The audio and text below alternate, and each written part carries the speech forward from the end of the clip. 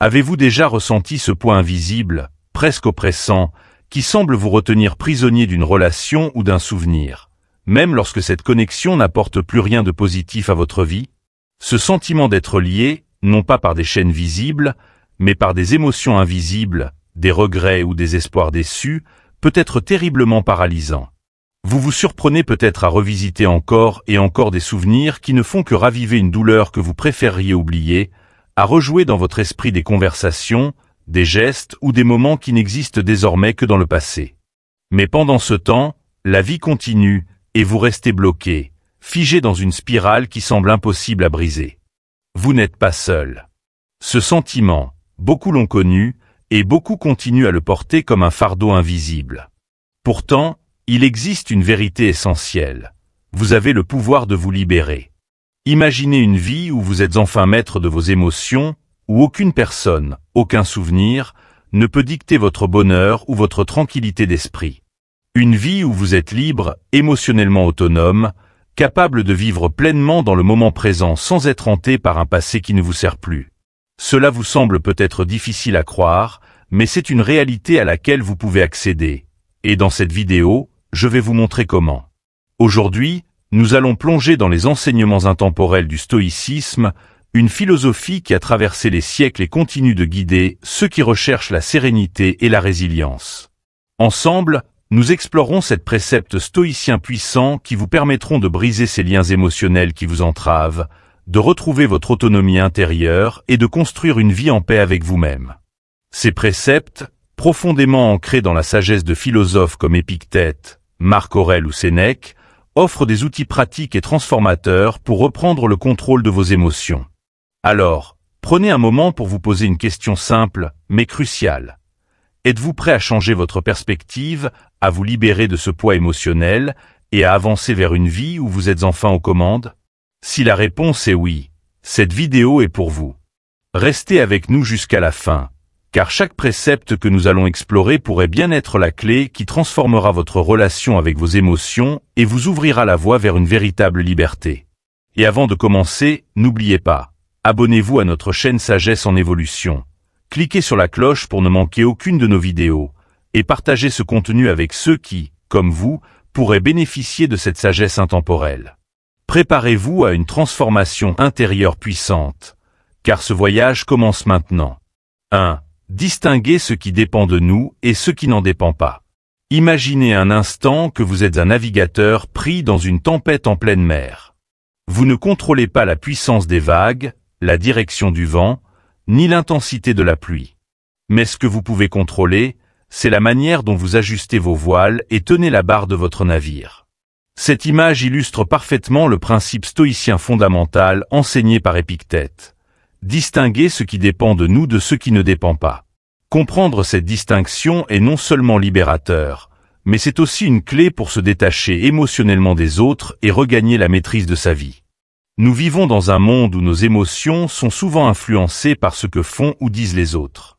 Si une personne ne répond pas à nos attentes, nous nous sentons frustrés, en colère ou déçus. Ces émotions naissent de notre tentative inconsciente de contrôler quelque chose sur lequel nous n'avons aucun pouvoir. Les pensées, les sentiments et les actions des autres. Cette frustration, cette douleur que nous ressentons, ne vient pas de ce que l'autre fait, mais de notre propre attente qu'il ou elle soit différent. Prenons un exemple concret. Imaginez que vous avez un ami proche qui, à plusieurs reprises, annule vos plans à la dernière minute.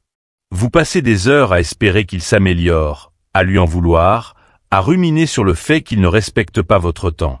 Mais avez-vous vraiment le pouvoir de changer cette personne? Non. Ce qui dépend de vous, en revanche, c'est votre perception de la situation et la manière dont vous choisissez de réagir. Une fois que vous réalisez que vous ne pouvez pas modifier son comportement, vous avez deux options. Soit vous ajustez vos attentes en acceptant qu'il ne soit pas fiable, soit vous choisissez de réduire vos interactions avec lui. Dans les deux cas, vous reprenez le contrôle de votre tranquillité d'esprit. Le stoïcisme nous pousse à rediriger notre énergie. Au lieu de la gaspiller à essayer de changer les autres ou à vouloir que le monde se conforme à nos désirs, nous devons nous concentrer sur ce qui est véritablement entre nos mains. Vos choix, vos pensées et vos actions sont votre territoire. Tout le reste, les opinions des autres, leurs décisions ou même leurs émotions, appartient à un domaine que vous ne pouvez influencer qu'à la marge. Une fois que vous comprenez cela, vous cessez de gaspiller de l'énergie mentale sur des choses que vous ne pouvez pas contrôler. Mais pourquoi est-ce si difficile de lâcher prise? Une partie de la difficulté vient de notre ego et de notre besoin d'être validé ou compris. Nous pensons souvent, si seulement cette personne voyait les choses comme moi, ou pourquoi ne m'apprécie-t-elle pas à ma juste valeur? Ce besoin d'approbation ou de reconnaissance nous emprisonne dans une attente constante, et chaque déception renforce cette boucle émotionnelle négative. Pourtant, une fois que vous acceptez que l'approbation des autres ne dépend pas de vous, vous commencez à alléger ce poids émotionnel. Vous devenez alors un peu plus libre. Un autre exemple, imaginez une relation amoureuse où vous attendez que l'autre exprime son amour d'une manière spécifique, mais cette personne ne répond jamais à vos attentes. Vous vous sentez rejeté, peut-être même peu apprécié. Le stoïcisme vous offre une perspective différente. Ce que vous attendez de l'autre n'est pas sous votre contrôle. Vous ne pouvez ni forcer une personne à changer, ni l'obliger à ressentir ou à agir d'une certaine manière. Ce que vous pouvez contrôler, en revanche, c'est votre manière de percevoir la situation. Peut-être que la véritable question est de savoir si cette relation vous correspond encore. Peut-être que vous méritez une connexion où vos besoins sont respectés sans que vous ayez à les exiger. Adopter ce précepte, c'est également apprendre à accepter la réalité telle qu'elle est. Si vous passez votre temps à souhaiter que les choses soient différentes, vous vous placez dans une position de lutte constante. Vous vous heurtez à une réalité immuable. En revanche, lorsque vous recentrez votre énergie sur ce que vous pouvez changer, votre propre attitude, vos propres décisions, vous devenez un acteur actif de votre bien-être. Vous reprenez votre pouvoir. Cette distinction est également essentielle dans le milieu professionnel. Imaginez un collègue qui vous critique ouvertement. Si vous vous concentrez uniquement sur ces critiques, vous vous sentirez peut-être blessé ou diminué. Mais si vous réalisez que ces paroles ne dépendent pas de vous, vous pouvez choisir de ne pas leur accorder d'importance. Ce qui dépend de vous, c'est la qualité de votre travail, votre éthique et votre attitude. En vous recentrant sur ces éléments, vous ne laissez pas la négativité des autres s'installer dans votre esprit. Le stoïcisme, loin d'être une philosophie passive, nous enseigne donc à prendre des décisions éclairées. L'idée n'est pas de se détacher de tout, mais de comprendre où investir votre énergie de manière constructive. Cette maîtrise de soi ne se fait pas du jour au lendemain. Elle demande une réflexion constante, un effort conscient pour rediriger vos pensées lorsque vous commencez à vous attarder sur ce que vous ne pouvez pas contrôler. Et cette pratique peut être libératrice. Lorsque vous cessez de vouloir changer les autres, vous vous donnez la permission de vous concentrer sur votre propre croissance. Vous commencez à voir les situations sous un angle nouveau, non pas comme des obstacles, mais comme des opportunités d'apprendre et d'évoluer. Vous arrêtez de voir le comportement des autres comme une attaque personnelle et commencez à comprendre que leurs actions reflètent leur propre lutte, et non votre valeur. Pour conclure cette première étape, souvenez-vous, vous n'avez pas à porter le poids de ce qui ne vous appartient pas. Chaque fois que vous ressentez une frustration, posez-vous cette question essentielle. Est-ce que cela dépend de moi? Si la réponse est non, libérez-vous-en. En pratiquant cette distinction dans votre vie quotidienne, vous trouverez un équilibre émotionnel et une force intérieure insoupçonnée. Et maintenant, avec cette nouvelle prise de conscience, nous pouvons avancer vers le prochain précepte, qui approfondira davantage cette libération émotionnelle. Accepter la réalité avec sérénité. 2. Accepter la réalité avec sérénité. Imaginez que vous tenez fermement un objet dans votre main. Plus vous serrez votre prise, plus la douleur devient insupportable, et pourtant, vous vous obstinez. Cet objet symbolise votre résistance à la réalité, et le relâcher, c'est accepter les choses telles qu'elles sont. Ce deuxième précepte stoïcien nous invite précisément à faire cela. Abandonner la lutte contre l'inéluctable pour embrasser la paix que procure l'acceptation. Contrairement à ce que beaucoup pourraient croire, accepter la réalité n'est pas un signe de résignation ou de faiblesse, mais un acte de courage et de sagesse.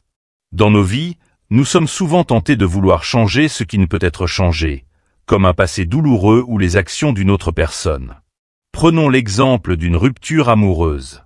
Lorsque nous subissons une séparation, il est naturel, dans un premier temps, de ruminer sur ce qui aurait pu être différent, et si j'avais agi autrement? Et si elle m'avait donné une autre chance? Et si les circonstances avaient été meilleures? Ces pensées « et si » nourrissent un cercle vicieux d'amertume et de regret, vous emprisonnant dans une lutte vaine contre une réalité déjà figée. Pourtant, comme le rappelle Marc Aurèle, vous avez le pouvoir sur votre esprit, pas sur les événements extérieurs. Accepter que la rupture est un fait accompli est une manière de reprendre ce pouvoir. Cela ne signifie pas que vous êtes insensible à la douleur ou indifférent à ce que vous avez perdu. Au contraire, cette acceptation reconnaît la souffrance, mais refuse de la laisser vous définir ou dicter vos actions futures. C'est une libération de l'énergie que vous perdez en essayant de réécrire un passé immuable. Adopter ce précepte demande une discipline mentale importante, mais il est incroyablement libérateur. Imaginez un randonneur qui porte un sac rempli de pierres inutiles. Chaque pierre représente une illusion ou une résistance à la réalité. Le souhait que les choses soient différentes, les regrets, les rancunes, les espoirs irréalistes. Tant qu'il refuse de poser ce sac, il avance, mais avec difficulté, chaque pas devenant plus lourd et plus douloureux. Accepter la réalité revient à retirer ces pierres, une à une, et à poursuivre le chemin avec un poids considérablement allégé. Prenons un autre exemple, cette fois dans le contexte professionnel. Imaginez que vous êtes dans une entreprise où votre travail n'est pas reconnu à sa juste valeur. Vous vous accrochez à l'idée que vos efforts finiront par être récompensés ou que votre supérieur changera d'attitude.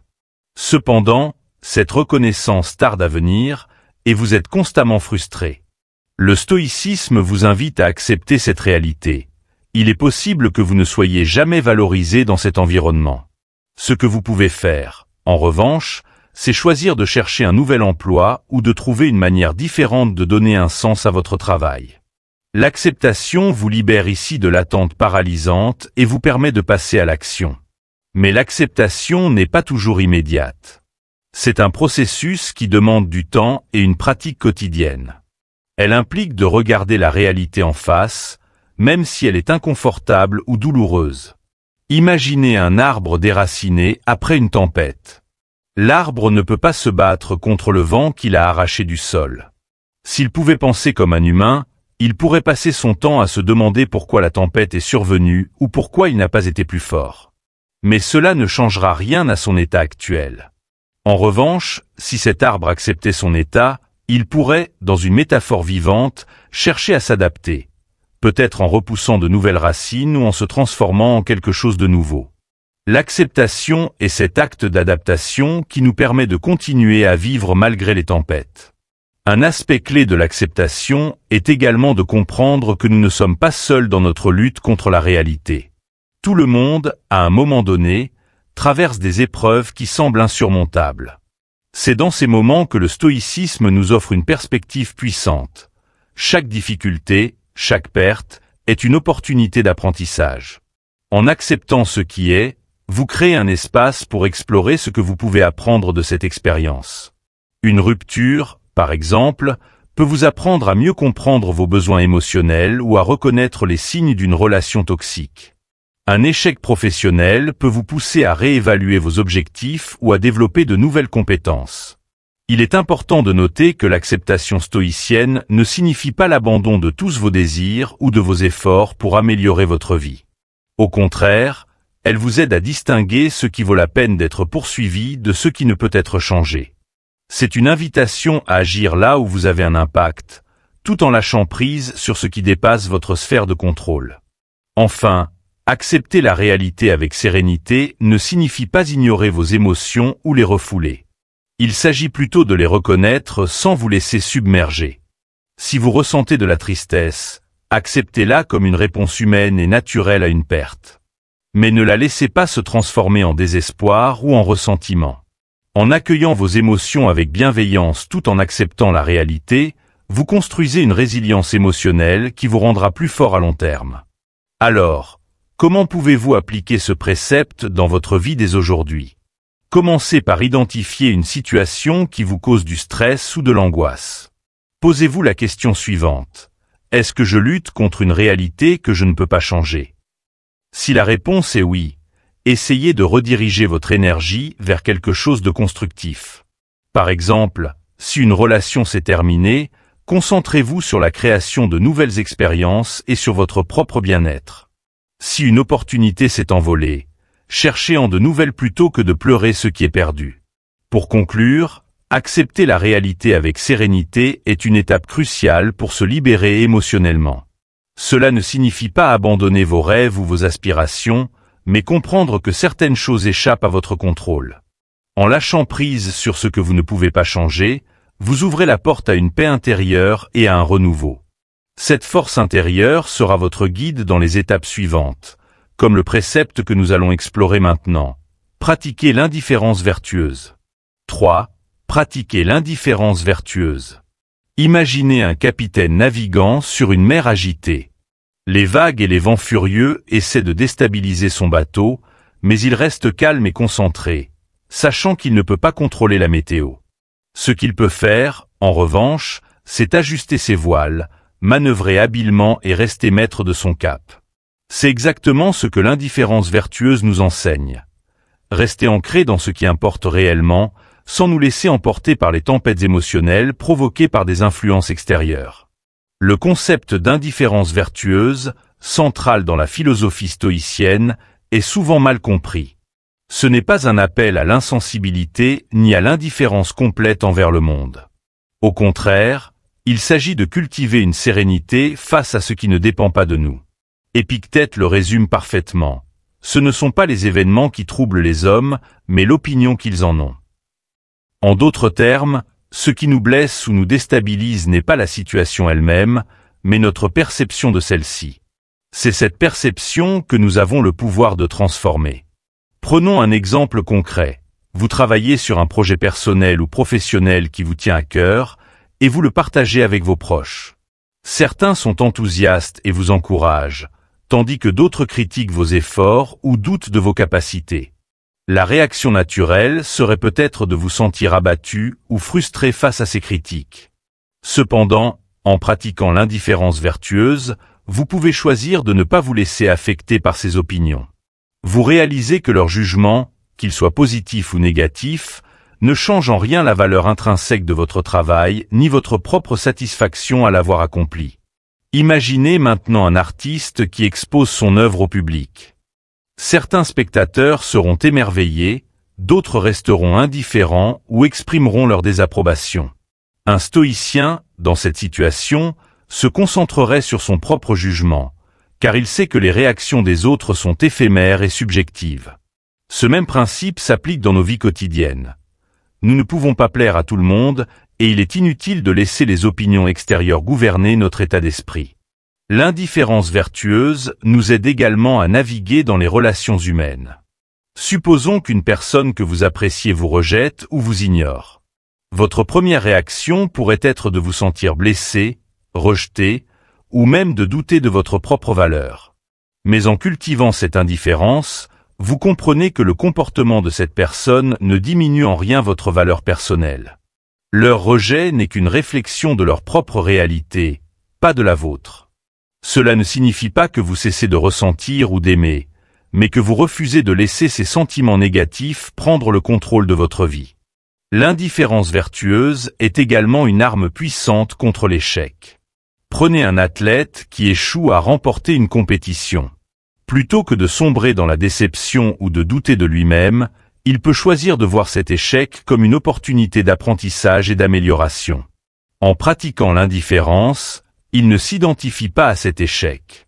Ce dernier devient une étape, et non une fin, car l'athlète comprend que sa valeur ne réside pas uniquement dans ses victoires. Une autre application de l'indifférence vertueuse réside dans la gestion des critiques. Supposons que quelqu'un vous critique injustement, que ce soit au travail ou dans votre vie personnelle. Vous pourriez réagir en essayant de vous défendre ou en nourrissant de la colère. Mais en intégrant ce principe stoïcien, vous apprenez à distinguer ce qui est important et ce qui ne l'est pas. La critique injuste ne change pas qui vous êtes. Ce qui compte, c'est la perception que vous avez de vous-même et la vérité de vos actions. Si vous savez que vos intentions étaient bonnes, Pourquoi laisser les mots de quelqu'un d'autre ébranler votre paix intérieure? L'indifférence vertueuse demande de la pratique, car elle va à l'encontre de nos instincts naturels. Nos émotions nous poussent souvent à réagir rapidement et impulsivement, mais le stoïcisme nous enseigne à prendre un pas de recul, à réfléchir et à évaluer la situation avec raison. Lorsque vous commencez à intégrer ce précepte dans votre vie, vous découvrez une liberté nouvelle, celle de ne plus être une marionnette dans les mains des autres ou des circonstances extérieures. Pour cultiver cette indifférence, il peut être utile d'utiliser des affirmations stoïciennes dans votre quotidien. Par exemple, lorsque vous sentez la colère ou la tristesse monter face à une situation, répétez-vous « Ce n'est pas ce qui s'est passé qui me trouble, mais la manière dont je l'interprète ». Cette simple phrase peut créer une distance entre vous et vos émotions, vous permettant de répondre plutôt que de réagir. L'indifférence vertueuse ne se limite pas aux interactions humaines. Elle peut également s'appliquer aux possessions matérielles et aux résultats que nous poursuivons dans la vie. Trop souvent, nous attachons notre bonheur à des biens ou à des objectifs précis. Par exemple, vous pourriez être obsédé par l'achat d'une maison ou l'obtention d'une promotion. Si ces choses ne se réalisent pas, vous vous sentez déçu et insatisfait. L'indifférence vertueuse vous apprend à apprécier ce que vous avez déjà, à poursuivre vos objectifs avec détermination, mais sans dépendre de leur réalisation pour être heureux. Ce précepte est une invitation à vivre avec une légèreté émotionnelle, sans pour autant devenir détaché ou apathique. Il ne s'agit pas de se couper des autres ou de devenir insensible, mais de trouver un équilibre intérieur où vos émotions ne sont plus dictées par des éléments extérieurs. En pratiquant l'indifférence vertueuse, vous apprenez à prendre du recul face au haut et au bas de la vie, à ne plus être prisonnier des jugements ou des attentes des autres. L'indifférence vertueuse est une compétence essentielle pour renforcer votre autonomie émotionnelle. Elle vous permet de rester centré sur ce qui compte vraiment, vos valeurs, votre caractère et votre paix intérieure. En développant cette indifférence, vous vous libérez des chaînes émotionnelles inutiles et vous apprenez à naviguer dans la vie avec plus de clarté et de sérénité. Mais cette sérénité ne peut être pleinement atteinte sans un autre pilier fondamental, la raison. Dans la prochaine partie, nous explorerons comment cultiver la raison pour maîtriser vos émotions et approfondir encore votre liberté intérieure. 4. Cultiver la raison pour maîtriser ses émotions. Imaginez une tempête qui se lève brusquement. Les vents hurlent, les vagues se déchaînent, et pourtant, au fond de l'océan, tout est calme. Le stoïcisme nous invite à cultiver cet espace intérieur de sérénité, où la raison joue le rôle d'ancre face aux tempêtes émotionnelles de la vie. C'est un principe fondamental. La raison, en tant que guide suprême, nous permet de comprendre, d'interpréter et de maîtriser nos émotions afin qu'elles ne nous contrôlent pas. Les émotions, bien qu'essentielles, peuvent être déstabilisantes lorsqu'elles ne sont pas comprises. Prenons un exemple universel, la trahison. Vous découvrez qu'un ami proche a agi contre vos intérêts ou a révélé un secret que vous lui aviez confié. La première réaction naturelle est la colère, peut-être mêlée à la tristesse ou à une profonde déception. Cette vague émotionnelle peut vous pousser à réagir immédiatement. Une confrontation agressive, des paroles dures ou même la rupture de la relation. Mais que se passe-t-il lorsque vous laissez la raison intervenir ? Le stoïcisme nous enseigne de faire une pause avant toute réaction impulsive. Cette pause n'est pas un signe de faiblesse, mais de force. En prenant du recul, vous pouvez vous poser des questions essentielles. Était-ce vraiment une trahison ? Cette personne avait-elle une intention malveillante ou était-ce une erreur de jugement ? Est-ce que ma colère découle d'une attente non exprimée de ma part ? Ces interrogations, guidées par la raison, transforme une situation émotionnellement complexe en une opportunité d'apprentissage. Cultiver la raison, c'est apprendre à ne pas réagir instinctivement, mais à répondre avec discernement.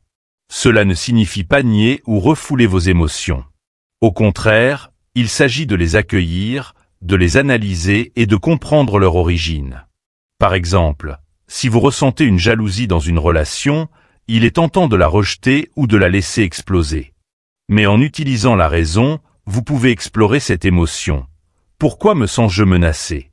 Est-ce que cette insécurité provient d'un comportement de l'autre ou de mes propres peurs ? Cette introspection vous aide à éviter les conflits inutiles et à aborder la situation avec maturité. Un autre exemple, dans le contexte professionnel, pourrait être une critique reçue de votre supérieur. Votre instinct pourrait être de vous sentir offensé ou même de riposter. Mais une approche stoïcienne consiste à utiliser la raison pour analyser la critique. Est-elle justifiée? Peut-elle m'aider à progresser? Est-ce une simple perception subjective? Ce processus vous permet de transformer une émotion négative, comme l'humiliation, en une opportunité d'amélioration. L'une des clés pour cultiver la raison est de considérer chaque situation comme neutre. Ce n'est pas l'événement lui-même qui est bon ou mauvais, mais l'interprétation que nous en faisons. Marc Aurèle, dans ses Pensées pour moi-même, écrivait « Si vous êtes affligé par une chose extérieure, la douleur n'est pas due à la chose elle-même, mais à l'évaluation que vous en faites. Et vous avez le pouvoir de révoquer cette évaluation. » Ce pouvoir réside dans notre capacité à laisser la raison guider nos réactions. Mais pourquoi est-il si difficile de laisser la raison prévaloir sur nos émotions? La réponse réside dans nos habitudes. Depuis notre enfance, nous avons appris à réagir rapidement à nos sentiments, à les suivre aveuglément sans toujours les comprendre. Cultiver la raison nécessite donc un effort conscient et constant.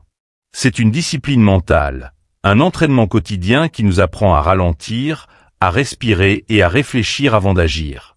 Pour intégrer cette pratique dans votre vie, voici un exercice simple mais puissant.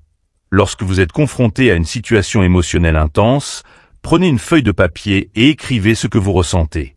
Ensuite, listez les faits de la situation, séparés de vos interprétations. Par exemple, au lieu d'écrire « Mon collègue m'a humilié en réunion », écrivez « Mon collègue a fait un commentaire sur mon travail en réunion ».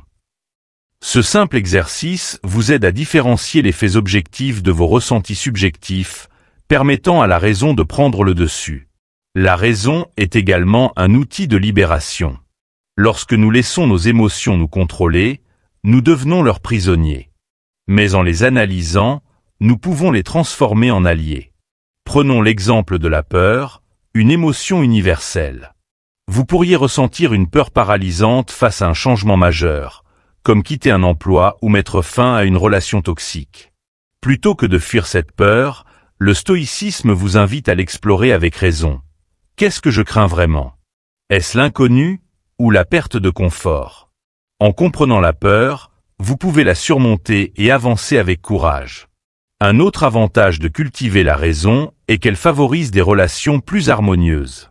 Combien de disputes naissent de malentendus ou de réactions impulsives? En laissant la raison guider vos interactions, vous évitez ces conflits inutiles.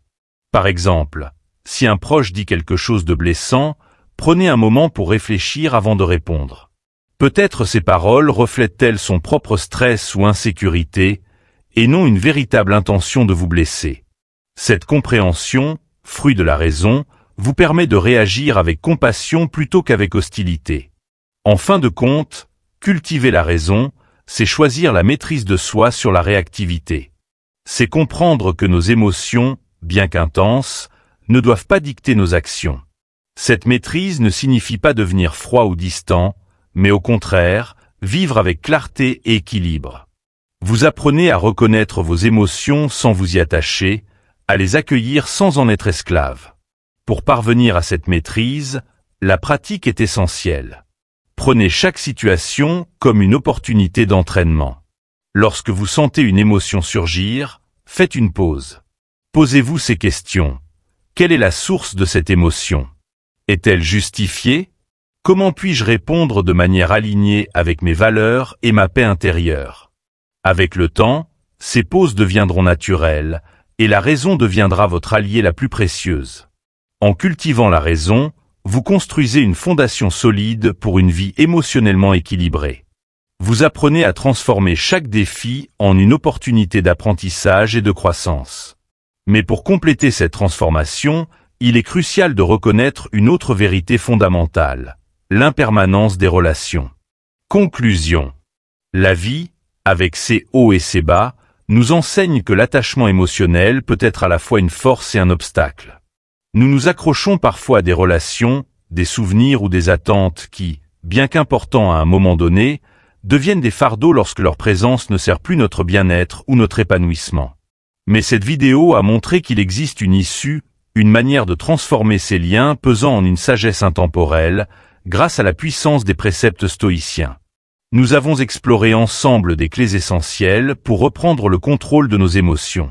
Distinguer ce qui dépend de nous et ce qui ne dépend pas nous apprend à canaliser notre énergie sur ce qui est réellement en notre pouvoir. Accepter la réalité avec sérénité nous libère des illusions et des conflits intérieurs qui entretiennent notre souffrance. Pratiquer l'indifférence vertueuse nous permet de préserver notre paix intérieure face aux actions et jugements des autres. Enfin, cultiver la raison nous offre un outil puissant pour maîtriser nos émotions et aborder chaque situation avec clarté et sagesse. Ces préceptes, bien qu'anciens, restent incroyablement pertinents pour répondre aux défis émotionnels modernes. Prenons un instant pour réfléchir. Combien de fois avons-nous laissé le comportement ou les paroles de quelqu'un influencer notre bonheur? Combien de fois avons-nous été piégés par des regrets du passé ou des attentes irréalistes? Il est temps de briser ce cercle. En adoptant une approche stoïcienne, vous réalisez que votre bonheur, votre sérénité et votre liberté ne dépendent pas des autres, mais bien de vous-même. Ces chaînes émotionnelles que vous pensiez inébranlables peuvent être brisées, et à leur place, vous pouvez bâtir une vie fondée sur la paix intérieure et l'autonomie émotionnelle. Rappelez-vous toujours, vous méritez de vivre une vie où vous êtes libre d'aimer sans dépendre, de donner sans attendre, et de vous épanouir sans être entravé par les jugements ou les actions des autres. Ce chemin vers la liberté émotionnelle peut être exigeant, mais chaque pas que vous faites vous rapproche d'une vie alignée avec vos valeurs les plus profondes. C'est une quête d'autonomie, de résilience et d'amour-propre. Si cette vidéo vous a inspiré, prenez un moment pour montrer votre soutien. Cliquez sur j'aime, abonnez-vous à notre chaîne Sagesse en Évolution, et surtout, activez la cloche de notification pour ne manquer aucune de nos prochaines vidéos. Ensemble, nous pouvons continuer à explorer ces trésors de sagesse et à partager ces enseignements pour enrichir nos vies et celles des autres. Et n'oubliez pas, partagez cette vidéo avec vos proches, car il se peut que quelqu'un autour de vous ait besoin d'entendre ces mots aujourd'hui. Chacun de nous a la capacité de se libérer des chaînes émotionnelles et de vivre une vie de sérénité, de sagesse et de liberté. Votre valeur est inestimable. Herbe.